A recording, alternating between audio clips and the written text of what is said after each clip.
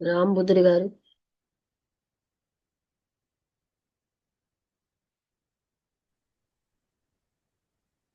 నమస్తే మేడం, అందరికీ నమస్కారం. నమస్తే అండి. అదే మేడం, అంటే ఎన్ని రకాల గురువులు ఉంటారు అని ఆ, చెప్తున్నారు. అన్నిటికంటే ఆధ్యాత్మిక ఉన్నతికి సహకరించే గురువే గురువు. ఆ గురువు ద్వారానే జన్మ సార్థకం అవుతుంది అని చెప్తున్నారు. ఇప్పుడు ఇప్పుడు పఠించిన శ్లోకాలన్నీ గురుగీతలు ఉండొచ్చా మేడం? కొన్ని అలా ఇవే ఆయన అన్ని వైపుల నుంచి తీసుకున్నారు. ఈయనకి ఉమ్, చాలా జ్ఞానం ఉంది కదా. అవును మేడం, అవును. గురుగీతలో అదే కూడా మేడం, అంటే తీసుకున్నారు. అదే మేడం, అంటే ఇప్పుడు మనం ఆ, ఎక్కడ ఏ ఏ గురువుల చరిత్ర చదివినా కూడా అంటే ఆ ఆ గురువు యొక్క కృప ఎంత ఇది అనేది ఆ ఆ చరిత్రలో కనిపిస్తూ ఉంటుంది. అంటే దే దేవతల యొక్క అనుగ్రహం కావాలంటే త్రో గురువే సాధనము అని చెప్తున్నారు. అలాగే గురు చరిత్రలో కానీ ఇంకా వేరే ఏ గురువు దగ్గర ఇదైనా చరిత్రలలో అయినా కూడా ఇదే నిరూపణ జరుగుతూ ఉంది. అంటే గురువు యొక్క అనుగ్రహం ఉంటేనే ఆ ఈ ముక్తికి ద్వారం ఇదవుతుంది. అంటే ఆ ఆ అంటే ఆ ఆ గురువు యొక్క బోధ వలన అంటే ఇప్పుడు గురువు శిష్యుని యొక్క సంస్కారాన్ని బట్టి బోధిస్తారని చెప్తారు. అంటే గురువుకు తెలిసినంత ఆ అంటే శిష్యుని స్థితి గురువుకే ఎక్కువ తెలుస్తుంది అని అంటారు. అంటే శిష్యునికి తన స్థితి కంటే గురువే తన స్థితి గురించి గురువుకే ఎక్కువ తెలుస్తుంది. అందుకే గురువు ఏం చేస్తారంటే గురువు ఆ శిష్యుని యొక్క సంస్కారానికి తగిన బోధ కానీ గ్రంథం కానీ చెప్తారు. దాని ద్వారా అతనికి విముక్తి దొరుకుతుంది అని అంటారు. అంటే గ్రంథం కూడా ఒక గ్రంథం చదవాలి అంటే కూడా తనకై తాను ఆ, చదవకూడదు అని అంటారు. అంటే ఆ ఆ గ్రంథం అతని యొక్క సంస్కారానికి ఆ గ్రంథం కరెక్ట్ గా సరిపోలేదంటే అతనికి ఆ ఒక వ్యతిరేకత ఏర్పడి ఆ మొత్తం ఆధ్యాత్మికత మీదనే వ్యతిరేకత ఏర్పడుతుంది అని చెప్పేసి ఆ అందుకే గురువు సూచించిన గ్రంథాన్నే చదవాలి, దాన్నే మననం చేయాలి అని చెప్తారు.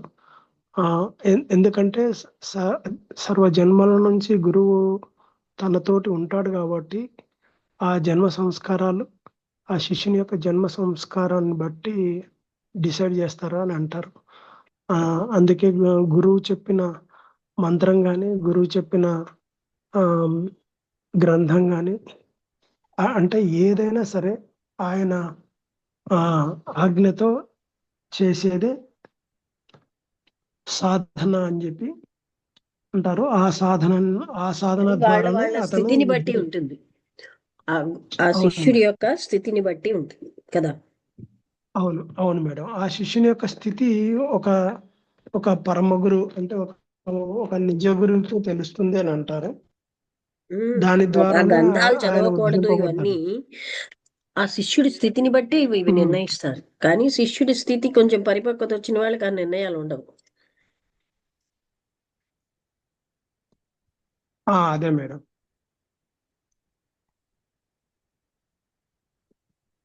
ఆ అంటే గ్రంథ పఠనం కూడా ఆయన ద్వారానే పరిపూర్ణమవుతుంది అని చెప్తారు. అందుకే అందుకే పలానా గ్రంథాన్ని చదువు అని చెప్తారు. ఈ గురువు వేరేగా లేడు, పలానా పరమాత్ముడు గురువే. మంత్రాన్ని పఠించు అని.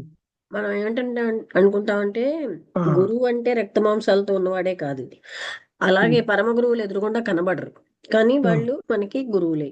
అలాగే భగవంతుడు గురువే. అలాగా ఉమ్, గురువు అంటే గైడెన్స్ ఇచ్చేవాడు అటు- అని. ఇప్పుడు దత్తాత్రేయుల అవును వారికి మేడం. 24 మంది గురువులు. ఉమ్, అవును మేడం. అలాగే దేవతలు కూడా గురువును సూచిస్తారు. శిష్యునికి చెప్తారు, పలానా గురువు దగ్గరికి వెళ్ళి దేవతలకే బోధ తెలియదు. తీసుకో. దేవతలు సూచించరు. మనకున్న అది ఆ ఉమ్, టైంలో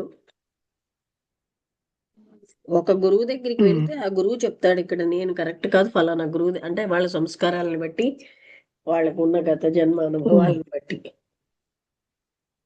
ఉమ్. అంటే ఇక్కడ ఏం చెప్తున్నారంటే ఆ దైవ కృప వల్ల, వీళ్ళకున్న భక్తి వల్ల, ఆ కృప వల్ల వాళ్ళకి అన్ని లోపల నుంచి అంతర్జ్ఞానం పెరుగుతుంది. ఉమ్. అంటే బాహ్య పరిస్థితులన్నీ ఆ ఆ యొక్క స్థితిని, తన మార్గాన్ని ఇది చేస్తూ ఉంటాయనేది అర్థమవుతుంది. అంటే బాహ్య పరిస్థితుల వలన అంతర్గత ప్రేరణ జరిగి ఏ శిష్యుడు ఏ గురువు దగ్గరికి చేరాలి అనేది నిర్ణయం అవుతుంది అని అంటారు. ఇది మీరందరూ అడగట్లేదేంటి? కృష్ణమూర్తి వారి గురువు గారు వద్దన్నారు కదా. మేడం, దిడ్డు కృష్ణమూర్తి గారు అమ్మా గురువు డౌట్ అవసరం, వచ్చిందమ్మా. మరి ఎవరైనా అడగలేదేంటి? అదే నేను అంటున్నాను. అవునవును. అంటే నాకు అంటే అనిపించింది ఏంటంటే అమ్మా, ఆయనకి ఆ, కొన్ని విషయాలు బోధపడిన తర్వాత అలా వద్దన్నారా ఏంటి, అసలు దానికోసం ఏంటి అసలు? అలా కాదు. అంటే గురువు అని మనం డిపెండ్ అయిపోతున్నాం, అన్ని గురువు చేస్తాడని. దాంతో ఏంటవుతోంది? అసలు చేయవలసిందంతా శిష్యుడు. గురువు ఏంటి? బోధ ఒక్కటే ఓకే చేస్తాడు, అమ్మా. మిగతా అంతా ఒక శిష్యుడే కష్టపడాలి. మనం ఏం చేస్తాం? ఇప్పుడు పునర్జన్మ విషయంలో కూడా ఆయన అలాగే అంటారు. పునర్జన్మ చూసుకుందాంలే అనే ఒక ఉదాసీనత పెంచుకుంటున్నాం ఆధ్యాత్మిక విషయాల్లో. పునర్జన్మ ఉందా లేదా ఆయన ఉమ్. చెప్పలే కానీ పునర్జన్మ ఎందుకు మనకి? మళ్ళీ జన్మ ఉంది, నేను కంటిన్యూ అవుతాను అనుకుంటూ మనం అలా జీవిస్తుంటాం. ఒక రకమైనటువంటి ఉదాసీనత. అది పెరగకూడదు. ఏ క్షణం ఈ జన్మలో ఎంతో జాగరూకతతో ఉండాలి ట్రైనింగ్ అనేది. మనకి ఈ పునర్జన్మ వల్ల మనం ఉదాసీనత ఎక్కువైపోతాం, బద్ధకం, ఇంకా రాంగ్ వేలో వాడుకుంటున్నాం. అదే విధంగా గురువు ఒకటి చేస్తాడులే అని వీళ్ళు అన్ని గురువు మీద తోసేస్తున్నారు. అది కాదు. అందువల్ల ఇప్పుడున్నటువంటి, అంటే అప్పటికి ఇప్పటికి ఏంటంటే, ఎప్పుడైతే వ్యక్తి ఆత్మజ్ఞానానికి సిద్ధమయ్యాడో ఆయనకి, యోగానంద స్వామీజీ కూడా శివానంద గారు గురువైనా ఒక స్థితిలో గురువుని వదిలేయాలన్నారు. తెప్పని నది దాటించిందని తెప్పని చంకలో పెట్టుకుని వెళ్ళం కదా, వదిలేస్తాం కదా అన్నారు. అదే అనమాట కృష్ణమూర్తి గారు చెప్పిన స్థితి. అర్థమైంది.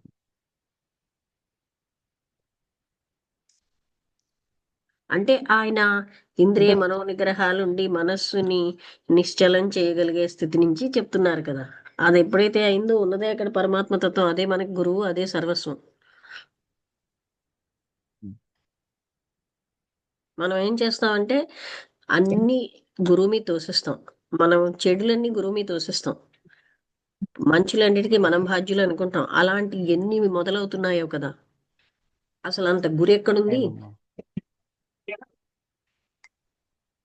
నీట ముంచిన పాలు ముంచిన.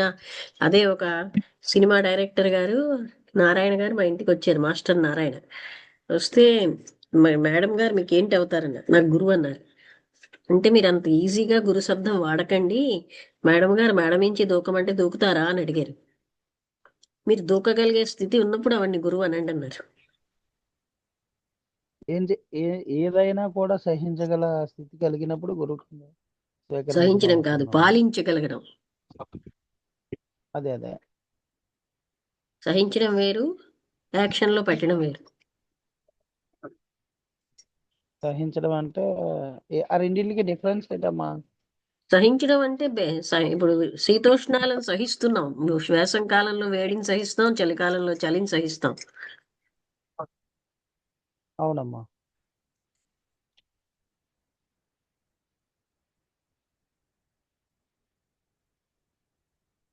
ఏం చెప్తే అది చేయడం వేరు, సహించడం వేరు.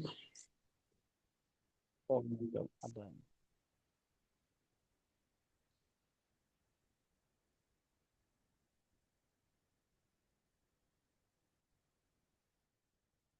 మనం గురువు అన్నది చాలా సులువుగా వాడతాం.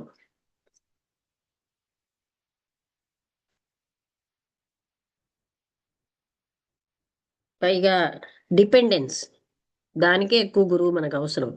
ఆధారపడతాం మనం చేయాల్సింది వదిలేసి. తన బద్ధకానికి కూడా గురువే కారణం అంటాం.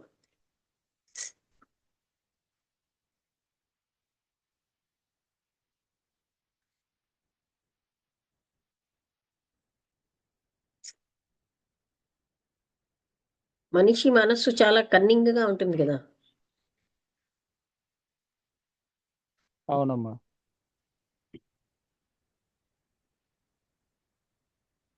రామముద్రి గారు, రామణ గారు ఇంకేమైనా అడుగుతారా? రామలక్ష్మి గారు.